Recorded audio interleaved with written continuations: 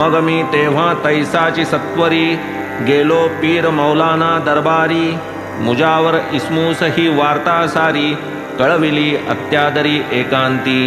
आम्हा उभयतांचा निर्णय आपुले पाशी राहीलही निर्भय. म्हणून ते दिनीच आम्ही उभय केला की निश्चय मनाचा.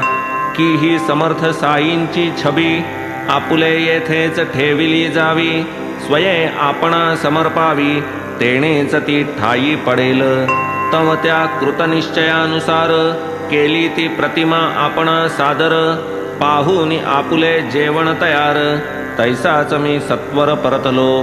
ही लांब कथा परिसावयास नव्हता आपणा तेव्हा अवकाश.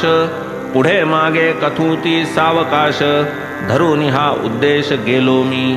आज उद्या करिता करिता संबंध 9 वर्षे भरता. आजही झाली भेट अवचिता आपणा उभयता परस्पर. तेणेही आठवली पूर्वपीठिका आपणही कथिले स्वप्न कौतुका. संबंध जुळला अपूर्व कथानका नाही अद्भुत काही लीला.